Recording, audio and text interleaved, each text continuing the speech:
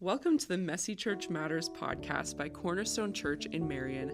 I'm Laura Olson. I'm Pastor Matt Proctor. And here we'll discuss the messy, confusing, complex things that matter to the church today, while still maintaining that the messy church matters. The world can be a grim, chaotic place, but we have a God who desires order and unity in his church. All right, so today we have two very special guests near and dear to my heart and the heart of Cornerstone, honestly. We have Tony and Lisa on the podcast. Welcome. And we are so glad to hear from you about what it was like to plant Cornerstone. So tell us a little bit about yourselves and how you were involved and what you're doing now at Cornerstone. Okay, well, I'm Tony Weber, married to Lisa. How was I involved? Well, I guess Lisa and I just had this vision to have a church closer to us than the one we were attending that lined up well with us. What do I do now at Cornerstone? I'm currently on the elder board, but I've been involved with worship and tech and other things. How about you, Lisa? I'm Lisa, married to Tony. We came to Christ late in our teen years and grew up in Marion and wanted a church where we could grow and love God and love people. And that's part of our story. Is we didn't even know what church planting was for many of our beginning years as Christians. Mm-hmm. Yeah, so what led you to find out what church planting was? Tell us a little bit about that. All right, well, I'll jump on this one, and Lisa can jump in if she feels so led. Back in 1986, I think, we went to Wichita, Kansas for a year and a half with the company. I work here for Collins Avionics in town. And I had an on-site assignment down there. And while we were there, we attended a church called East Evangelical Free Church in Wichita. And if you'd walk into that church, you would think the place had been there for years and years and years. And as we asked around, we found out the church was only 5 years old. And the way that it came into being was First Free Church in Wichita, which is a larger church downtown. They identified a need in East Wichita for another gospel preaching church. And so they hired a staff person and they started collecting a group of some of their best leaders, and they were going to send them out to start this church. And they even, if I remember right, didn't they help them buy their first building? So, I mean, this looked like, a church that had been there for years. They did Awana, they had Sunday school, they had a pastor who was amazing. In fact, I think he now works for the National EFCA, or he did at one time. And so as we asked more questions about that just really fascinated us. And then fast forward a year and a half to 1988 when we moved back here. We had friends who were attending what's now Stonebridge Church. At the time it was Cedar Hills Evangelical Free Church. And so we started going there. The only problem was we lived in Marion and it was on the northwest side of town. So it was about 25 minutes away depending on traffic. And because we were there multiple times a week, we were spending 2.5 hours in the car weekly. And so we started asking, so have you ever considered planting a church in Marion? There's a lot of people over there who maybe wouldn't have to drive so far. So I don't know, anything you think to add, Lisa? Yeah, we were kind of shocked that the church in Wichita was only 5 years old, and we didn't know it was 5 years old until they had this anniversary party, their 5th birthday, and we said, 5th birthday of what? And they said 5th birthday of being planted. And So when we visited Cedar Hills, Efree, and Cedar Rapids, we immediately were asking them, how would you like to do what was called an adolescent church plant? That's what they did in Wichita. Sounded very easy and doable. And we would bring it up at business meetings, every chance we got. But in the meantime, before they were ready, we got fully involved. We were driving over to church 5, sometimes 6 times a week, doing Bible study and youth group, and our kids were involved, and there was Sunday night church. And so we loved that church. We loved the people, and they helped us grow in our faith. But they were very slow to want to plant. And so it wasn't until the district, Efree Central District, hired a church planting pastor in the summer of 2000, I think. Yes, that's right. And the district contacted us and said, how would you like to finally plant a church in Marion or in the northeast side of Cedar Rapids? And we said, yes, we're all in. And so that's when the idea first started to, actually come to fruition. And form. Yeah. Okay. So this was something that you had seen done well when you moved to Wichita, and you came back and were like, okay, we feel a need in Marion or the Northeast Cedar Rapids area for a church that, worked better for you and for all intents and purposes. Yeah. So I kind of want to hear the story of when you went to the church leadership at Cedar Hills and were like, we would like to plant a church, and can you help us? What was that like? Well, let me talk to that briefly. Like Lisa said, we brought it up fairly regularly, and the pastor that was there when we first got there, he was pretty interested in it, I'd say. But we would bring it up regularly, and we'd often hear, well, we hope to do that when we're a little larger. And so as they started growing and looking at the need for building expansion and things like that, we kept asking, well, what about church planting? In fact, there was one business meeting I remember where I got a map of the city of Cedar Rapids, and I got a copy of the directory from Cedar Hills, and I put pins every place where people lived in the city. And if you looked at all the pins, you saw a big concentration over by where the church was, which would make sense. But as you got farther away, you'd see fewer pins, but there were still a bunch of pins on the northeast side, on the southeast side, in Marion. And I remember getting up and showing this map at a business meeting and saying, this is kind of like why you can go and see a convenience store at every corner. It's because wherever their people are, they need stuff that's at that store. Yeah. And, the same idea applies for a church. You see here all these pins around the church over here. Well, if you put one over here, you're going to have a bunch of pins around that one too. And it was an idea that, I don't know how it was received. In my youthful exuberance, I might not have delivered it as well as I could have.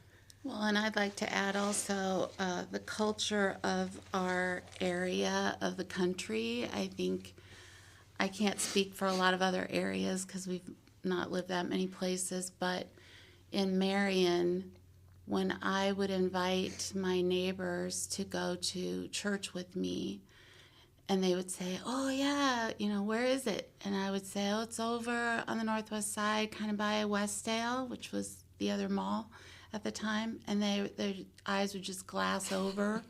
Because to a Marion person, at that time, there was only one Chick-fil-A, and it was over there.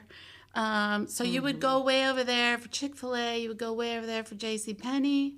But you would not go way over there for weekly activity. It was just too far. And Chick-fil-A is closed on Sundays, so that makes it less worth it. There you go. I know. So it was, your mom and dad were our neighbors, and your mom and I would have neighborhood Bible studies with our neighbor ladies, and every now and then, they would, we would have the Bible study in my house so that they could come easily. But every now and then someone would visit church, but it was rare. So that was our grief, was just, our kids were getting older. They were inviting their friends, and we were marrying people, and we wanted a local church. And there wasn't a lot of understanding from the people who lived in the Cedar Hills area, honestly, because they didn't understand. And years later, our pastor came over for something, and he got out of his car and he said, "Wow, it's really a long ways over here." And I said, that's why we wanted to plant a church. Well, yeah. So yes, perspective, your own situation, you just sometimes can't understand why people want to do what they do. But God was prompting us for a lot of reasons. Yeah. And so it ended up happening. Like you did it. And Cornerstone is still here. We're going to celebrate our 25th anniversary soon, which is crazy, actually. Well, I would like to clarify one thing. It's not so much that we did it, it's that God did it. There were any number of things along the way where it could have just imploded because, we didn't know what we were doing, and we maybe weren't always good at worrying about what other people's concerns were. Yeah, and I think the fact that we went to the church in Wichita when it was only 5 years old and such a fully functioning church, we were super naive. So, and then we, I know, gave the impression to Cedar Hills leadership, hey, all you have to do is send like 100 or 150 people and hire a pastor. Well, goodness sakes, here they are wanting to build a building, wanting to grow larger. So we, right out of the chute, kind of axed ourselves. But God did it with 5 families and no money. So, we didn't know that could happen. Yeah. But it does all the time. Yeah. That's more the norm, actually, I think. So you started with 5 families, and you, correct me if I'm wrong, were you in a house at first? You did some services in a house? Yes, in the very beginning, we met for core group meetings, and then we kind of practiced worship in our basement. The church planting pastor and his wife moved into our basement in the beginning because their house in Michigan wasn't selling. And so we were kind of the hub, as it were. But even from the beginning, we had been meeting with a couple who had, 6 kids for a number of months before this all started. We were going through a leadership course together, wanting to church plant because they lived north out C Avenue or something. And so we were meeting with them, wanting to someday plant a church. And they actually decided not to do it really in the very beginning. It was just them and us. And they decided it was going to be too much. And then it was just us. And the church planting pastor and his wife. And I remember thinking, this is not going well. But very quickly, my brother and his wife came to us and said, we are all in. We want to do this. Wow. Your mom and dad were like, hey, what are you doing? Let's do this. Your dad more than your mom, I'll say in the beginning. But, great. There were people that we had informational meetings, and people came to those, and they would either say, yeah, let's do this, I'm in, or I'm a little scared about this. Yeah. So it was very up and down and very, difficult to stay the course in some ways, but God always kept us on the course. and people would encourage us or discourage us at different times, and we just were able to keep going. Yeah, and Lisa mentioned core group. That was really the group of people who built sort of the vision and the values, came up with names. I mean, I remember we had hundreds of, well, maybe it was only 100 names to begin with, and we went through this process where we whittled it down and came up with Cornerstone Church eventually, through just some of the talking through of all of that. But, Yeah, and Kent walked us through a church planting. There was like a notebook, because the other thing we haven't said is he had never planted a church before. And Kent is the planting pastor. Yes, Kent McKinnon and his wife Jan. Yes. And they had Love been them. full-time pastor and wife for, I don't know, 25, 30 years.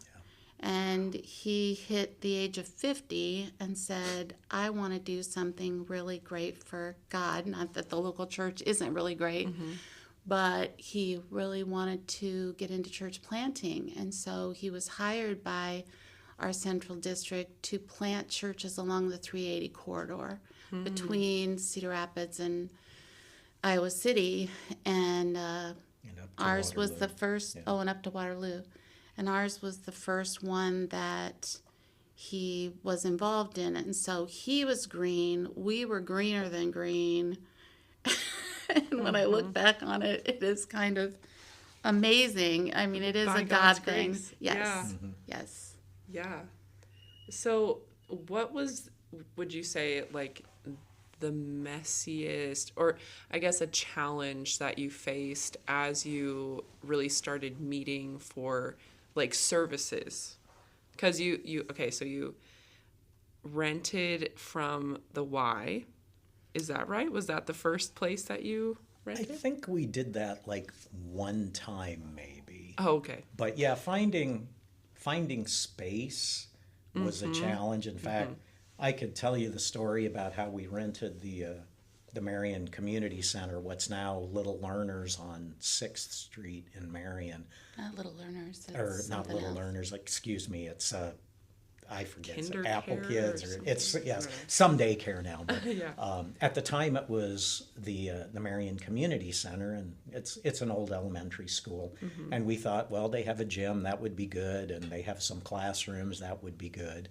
And so we went to rent the place, and we were told that they don't rent regularly to churches.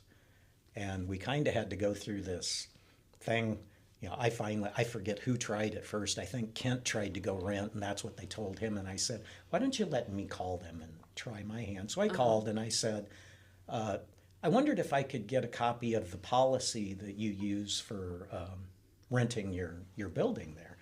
And the gal I was talking to seemed to be kind of curious as to why I'd want to know what the policy was. And I just kept asking her questions.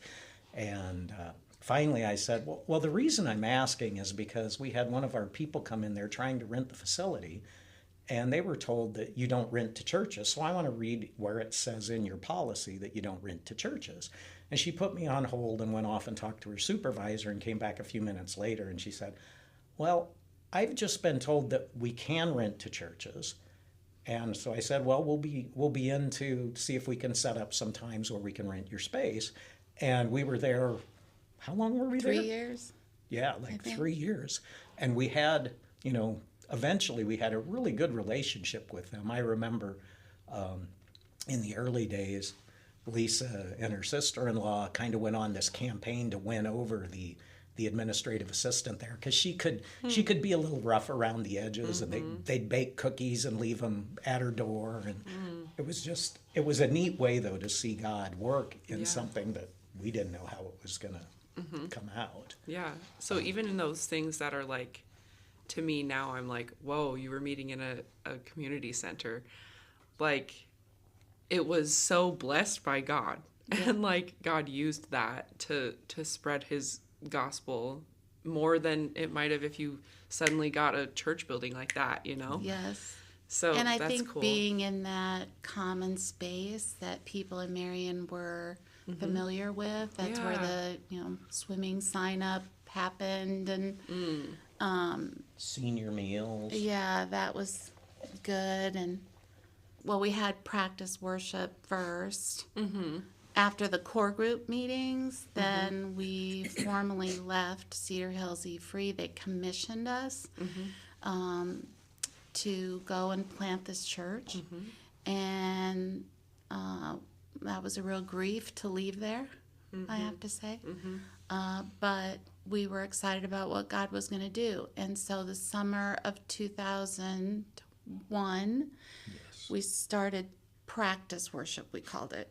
And so we invited some people, but overall we were just learning how to do church. It was a pretty, I don't know, tightly held group, if you will. We didn't just invite anybody. We were pretty strategic about who we'd invite. But sorry, I didn't mean to interrupt. And so throughout the summer, we learned how to do worship. We learned how to just work together and those kind of things. And we prayed a lot. And then our target date for first public worship, we advertised was September 18th, 2001. Now, we had no idea throughout all of this that 9/11 was going to occur that week.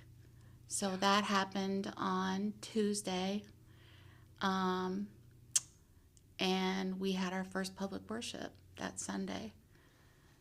Maybe I'm wrong on the dates. Yeah, was it the 16th? I think it was, it was probably something like that. Yeah. I was going to look it up. Because I think 9/11 was a Tuesday. But anyway, so my memory of that day, of course, we were all heavy-hearted because of what was happening in our nation. And but we were greeting people as they came in, and the community center had this long hallway that you would go down to the gym where we were meeting at the end of the hallway. And this gal walked in, an older lady, not older by my age now. I mean, she was probably in her 50s. And she looked really jaundiced. She was really yellow. Her eyes were yellow, and she had a man with her. And I remember hugging her at the door and meeting her and learning her name was Rosemary. And they were invited by a lady who had started coming to our church from Cedar Hills, actually, Rebecca, and found out this lady had liver cancer. And that week, after they visited, I got to know her a little more, took her to a doctor appointment, shared Christ with her, and she responded positively. I remember Joanna, our daughter with intellectual disabilities, wrote her a note, and Rosemary loved that. Anyway, it was, I think, the second Sunday, was it the second? Anyway, the second Sunday we met, maybe Scott, her boyfriend, came alone to church. After the service, he came, and he told us that Rosemary had died. And it was so surreal that this lady who had just came one Sunday, and then I was able to lead her to the Lord, and she passed away. And then Scott was discipled by your dad. We did the funeral at Cedar Memorial, little, fledgling church. Did this, it was just beautiful. And Scott then was discipled by your dad, came to Christ himself. And I just always think of that story in the beginning of the church. That's why we planted this church, was for people like Scott and Rosemary, who lived in Marion, who needed to know the gospel. And there were lots of people like that. Yeah, there were. And there still are. Yeah. Yeah. We're all just messy people who come to know Christ. Yes. Yeah, I think, if we were to go on about, this is messy church matters, if we were to talk about, I just jotted down some of the personal challenges that, I found as part of this process. One of them was leading and leadership. In a church plant, whether you like it or not, you're going to be a leader. And as I've gotten more space from when we were first involved with Cornerstone, I've kind of learned about myself that I can lead, but I'm better as a wingman. And so in the early days, I had more leadership positions probably than normally I would have been comfortable with, but I still believe to this day that God supernaturally helped me during that time, because if I was doing those same kind of things today that I did then, I think I would implode. It just was a lot of responsibility and things that I wasn't accustomed to. And so, I learned that about myself. I think the other thing I've learned with a little more distance too is humility is really required in something like this. And I would have benefited from a bigger dose of that in the early days. But yeah, those were some of the things that I think were challenges for me. Yeah, and when we met with Cedar Hills leadership, my memory of that meeting was a lot of elders sitting around a big table. Yeah. And them telling us, it was just us and this other couple, and the leadership was just telling us one after the other reasons why this church will fail. They were faithful men, but they had done church a lot, been in leadership more than us. I was Sunday school superintendent. Tony was a youth leader. Like, we had never been in high-level leadership. Yeah. And they were saying things like, you're going to have people with marital struggles. You're going to have people with addictions. Are you equipped to handle that? And my memory is I sat and just wept. Like, I wanted to plant a church with God's help. Yeah. But I didn't know what I was doing. And so it's amazing to think that God has helped us all along the way. Yeah. But he and Kent and Jan were equipped as far as pastoral leadership. They had been the pastor and his wife of a good church for years. So they knew how to deal with a lot of things that we were green on. But we also had a lot of people asking us in the beginning as they came in, hey, will you do full children's church? Hey, will you do full Sunday school? We really want to have this. We want to have that. And I think part of the reason this church survived, not obviously God is the reason, Right. but he helped us to say no to a lot of those things in the beginning, knowing that we just couldn't. Yeah. And do it well, Yeah. So that's one thing that I think is really messy, is telling people no. There are other churches you can go to that have those programs, and we bless you to go to those churches. Yeah. But we right now are a tiny group of people, and we want to do what we do well. Yeah. From the beginning, like Tony and your mom, didn't want canned music. We could have done some things easier in some respects, but we had some values that we just wanted to stick to. And so... Well, and some of the very early programs, if you will, were born out of necessity. I think of Lisa mentioned, the whole Sunday school idea. Well, we knew that if we tried to staff small children through high school Sunday school program, we would literally go crazy. So we looked at some different things, and Lisa being pretty much a natural teacher, we gravitated toward this model where it was parents and their children all together learning the same curriculum. And we did that for a number of years. And it worked for us. The jury may be out on how effective it was for the kids. I don't really know, but that's in God's hands. Well, as a kid who went through this, I was actually thinking of that too. I remember loving it. And and being able to, like, I didn't know that was a unique experience to have everyone all together and, like, to see, you know, Greg Dryden, this, like, who you think would be, like, this, like, kind of gruff man, go up and, like, do an acting for skits and stuff, like, Bible story skits. That was, like, so fun for me, and, like, seeing just how God can use what we think are, well, they really are meager offerings, but God can multiply it, you know? That's like Jesus with the 5 loaves and 2 fish. Like, he will multiply and provide. Yes, and we didn't have money for curriculum. You know, it was it was just the Bible. And the model was the parents taught their kids at home so we could focus on teaching the parents. Our big goal was Bible study, small group, you know, equip the parents so that then they can teach their kids. Because if we put all our resources into teaching our kids, we had a lot of kids at that point in the church. We weren't going to be able to teach the parents effectively. Yeah. You know, you can only do so much. Yeah. Energy-wise and time-wise, and we ate together a lot. We had potlucks every month.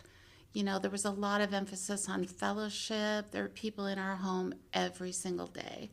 You know, that's where we had worship practice in our house. We had Bible study in our house. We had small group in our house, leadership meetings, and that's how it had to be because we didn't have a building. Yeah. So to add full programs on top of that would have not been good. Yeah. So, yeah. God led us in these ways that we didn't realize how different it was, but it was really different from the norm. Yeah. Yeah, and he gave you everything that you needed. Yes. As a church. Yes. Like your gifts, Lisa, as a Sunday school teacher and like basically writing this curriculum kind of like, and you know, the pastors and leaders, and he gave you exactly what you needed. Even though there were bumps along the way that we could go into, but I'll leave it up to you. Yeah. I think there's always going to be bumps because I remember Kent McKinnon saying in the beginning when we were meeting with him, you know, ministry would be easy if it wasn't for the people. And I kind of thought, what? But boy, oh boy. Yeah. You know, being a Sunday school superintendent or on the Christian education board of a church is a whole different matter than being at the heart of a startup. Because, yes, I loved the people at Cedar Hills, but I didn't have my heart invested in the way that church planting does. Like the people, like I said, were in our home all the time. You know, we loved those people and have a heart for the church that I don't think we ever could have had in any other way. Yeah. It's like having a baby, you know, you're invested from the moment they're tiny and helpless, and you have to do so much to keep them alive. And now we're at the point where, you know, we're stepping back from things and we're feeling good about that.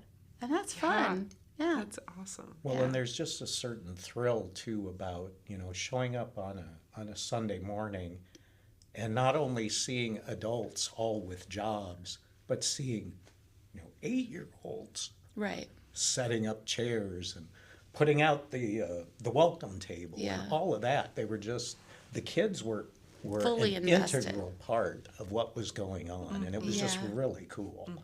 Yeah, and I was, we have planted a church now as Cornerstone Church has planted Risen Hope Church in Anamosa. And our son Sam and his wife Odette are a part of that church. And we had dinner with them last night, and, you know, we're just talking about how beautiful it is to watch your baby have a baby. And they're making different decisions than Cornerstone did. They're doing it differently, which is exactly how it should be, because each church has its own personality. They're serving a different It's a community. living organism. Yeah. That's right. But in the beginning, I have a journal that I don't really like to read because it's so sad. I mean, we'd be praying for this many people on a Sunday morning, and we, trying to pray specifically. And then, there wouldn't be anywhere near that many or whatever. And then I'd be so despondent. And then the next week there'd be this influx, of all these people. And then I'd be so excited. And it was just this up and down, difficult to navigate. And then people would decide to leave. And that was a grief. And so anyway, church planting is not for the faint of heart. I will say that. Yeah. And it took a lot of consistency on your parts, even when so many people were inconsistent, or came and then left and then came and then left. Well, that's one of the things, I thought about when you asked us to be on this.